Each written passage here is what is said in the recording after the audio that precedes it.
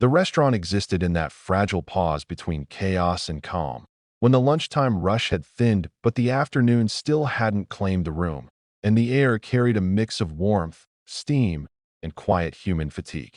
Plates sat half-finished, glasses sweated onto wooden tables, and conversations floated softly, stitched together by the clink of forks and the low hum of the kitchen. Outside, a black sedan rolled to a stop without drawing attention, the kind of car people noticed only after it was gone. The man who stepped out moved without urgency, his posture straight but unassuming, his coat plain, his shoes polished yet worn by real use. No one inside knew his name, or that his signature could move markets, or that entire companies rose or fell based on his decisions. He paused before entering, glancing through the window as if he were unsure whether he belonged there, then pushed the door open and let the bell announce him softly.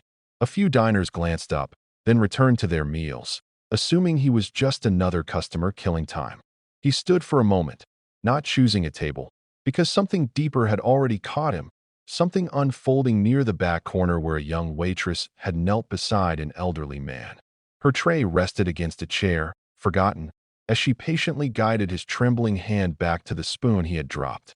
She spoke quietly, her voice filled with warmth rather than obligation, and when the old man laughed, the sound cracked with age but carried genuine joy. Soup spilled onto the table and her apron, yet she didn't rush or scold, didn't glance around to see who might be watching. The millionaire felt his chest tighten in a way that had nothing to do with stress or pressure. He took a seat slowly, eyes scanning the room as if it were a living document revealing truths he had long ignored. At one table, two men in dusty work jackets shared a single plate, tearing bread in half and joking about who had worked harder, their laughter honest and unfiltered.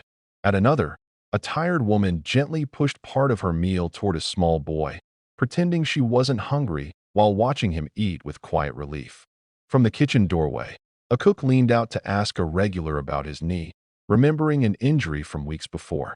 None of it was loud, none of it dramatic, yet it struck him harder than any boardroom confrontation ever had. He ordered coffee when the waitress finally approached, noticing her eyes were tired but kind, her movements quick but careful, as though every step had been practiced under the weight of responsibility. Her name tag read Lena. As she turned away, he noticed the worn soles of her shoes, patched instead of replaced, and suddenly memories surfaced without permission, scrubbing dishes as a teenager until his fingers burned, counting coins before buying food, the shame of being invisible to people who had never known hunger. He hadn't planned to be here. This lunch stop was an accident, a detour from a meeting he'd felt strangely reluctant to attend. Yet as he sat there, untouched coffee cooling in front of him, he felt like he had arrived exactly where he was supposed to be. The room pulsed with something he hadn't felt in years, a sense of connection that money couldn't manufacture and power couldn't command. Lena moved between tables, offering extra bread, listening more than speaking, absorbing fragments of people's lives without judgment. Gratitude passed quietly between strangers, stitched together by small kindnesses that required no announcement. The millionaire's gaze followed it all, his mind unusually still, as if the noise that normally filled his thoughts had finally gone silent. For the first time in a long while, he wasn't thinking about profit, leverage, or control. He was thinking about presence. He was thinking about what it meant to matter. And sitting there, surrounded by chipped plates and ordinary people, he felt something shift inside him, a realization both unsettling and undeniable. Whatever wealth he believed he possessed, it had not prepared him for the richness of what he was seeing now. And he sensed that this unplanned lunch was not just a pause in his day, but the beginning of something that would quietly, irrevocably change him. Lena felt the familiar ache in her feet deepen as the afternoon stretched on, the kind of dull pain she had learned to ignore because there were still tables to clear and people to serve, and life didn't pause just because her body begged it to. She balanced plates on her arms with practiced ease, her mind quietly calculating how much she might make in tips today, how far it would stretch once rent, groceries, and her father's medication were paid. The smile she wore was real, even if it hid exhaustion, because this place mattered to her, not just as a job, but as a small world where people depended on one another in ways they rarely admitted out loud. When she returned to the man with the untouched coffee, she noticed the way he watched the room, not impatient or distracted like most customers, but focused, as if every small interaction held meaning. She asked if something was wrong, half expecting a complaint, but his answer caught her off guard. He said everything seemed right, and the word lingered between them, unfamiliar yet comforting. She laughed softly, assuming he was joking, and moved on, unaware that she had just given voice to a thought he had been struggling to name. The millionaire leaned back in his chair, the chair creaking under a weight that had nothing to do with his body, and memories poured in uninvited. He saw himself years ago in a cramped apartment, sharing meals with strangers who would later become forgotten faces, surviving on dreams that felt impossibly fragile. Somewhere along the climb to the top, those memories had been packed away, replaced by schedules, assistants, and walls of glass. Now, watching Lena gently refill a glass for the single mother, asking the child about school, he felt something crack open inside him. He noticed how the construction workers slipped a few extra bills onto the table for the elderly man, pretending it was nothing, and how the cook sent out a free dessert without making a show of it. These people were not rich, yet generosity moved through the room as naturally as breath. When Lena brought the check, he didn't immediately reach for his wallet. Instead, he asked her how long she had worked there, his tone curious rather than intrusive. She hesitated, unsure why a stranger cared, then told him about starting right after high school, about taking extra shifts when her mother passed, about learning which customers needed silence and which needed conversation. As she spoke, she realized she was telling him more than she usually told anyone, and something in his quiet attention made it feel safe. He asked about the elderly man, and she smiled, explaining how he came every Tuesday and how eating was easier when someone took the time to slow down with him. The millionaire nodded, listening as if she were describing something sacred. He paid the bill, leaving a tip that made her blink in disbelief. But what truly unsettled her was the way he looked at her, as though she had unknowingly handed him a mirror. Around them, the room hummed with life. Laughter, small arguments, the scrape of chairs, the comforting rhythm of people simply being human together.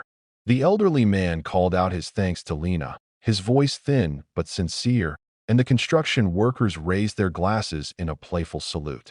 The millionaire stood, suddenly aware of how out of place his expensive coat felt in a room so grounded in reality. He walked toward the door, then stopped, turning back for one last look.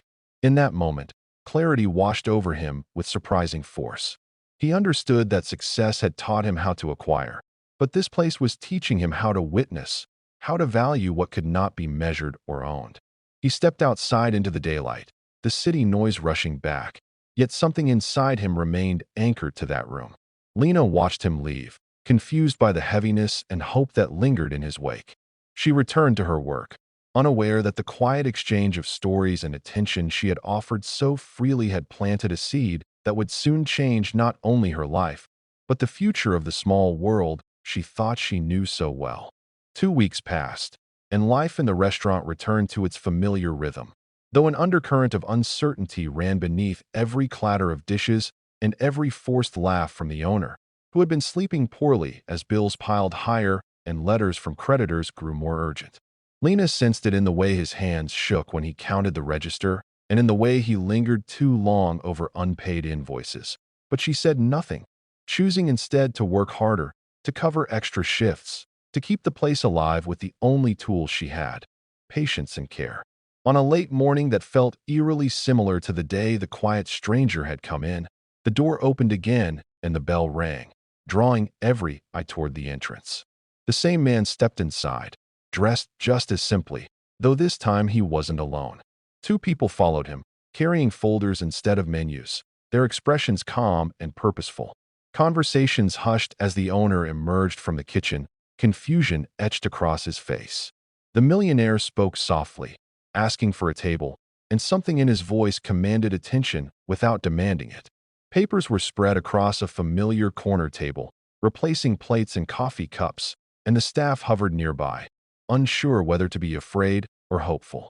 As the owner read, his face drained of color, then flushed, then crumpled entirely as the weight of the words sank in.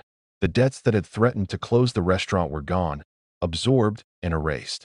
The building had been purchased outright, not to be flipped or franchised, but preserved. Every employee would keep their job, their wages increased, their hours stabilized. The owner lowered himself into a chair, tears spilling freely as relief overtook fear, and for a moment the room was silent except for quiet sobbing. Lena stood frozen behind the counter, her heart racing as if she were witnessing something unreal. The millionaire approached her and handed her an envelope, his eyes steady, almost gentle. Inside, she found documents she barely understood at first, a scholarship that would allow her to study without drowning in debt, full medical coverage for her father's treatment, and a handwritten note that made her hands tremble. It spoke of how wealth, when hoarded, shrank the soul, but when shared with intention, expanded it beyond measure. It thanked her for reminding him of that truth during an ordinary lunch he would never forget. Lena tried to speak, to thank him, to ask why, but emotion closed her throat. Around them, the restaurant erupted into applause, not loud or theatrical, but sincere, filled with gratitude that spilled from table to table. The elderly man lifted his spoon in a shaky salute. The construction workers wiped their eyes without embarrassment, and the single mother pressed her hand to her chest, hope flickering where fear had lived for too long. The millionaire accepted no praise, no photographs, no speeches. He shook hands, nodded, and turned toward the door, leaving behind a room forever altered. As the bell rang and the door closed, sunlight filled the space, and something intangible yet powerful settled into the walls. The restaurant was still small, still imperfect, but now it carried a promise. Lena leaned against the counter, tears finally falling, not from exhaustion this time, but from the overwhelming realization that kindness could ripple outward in ways she had never imagined. Somewhere beyond the noise of the city, the millionaire walked away lighter, his steps unburdened by the weight he hadn't known he carried, richer not because he had given away money, but because he had finally understood what it was truly for.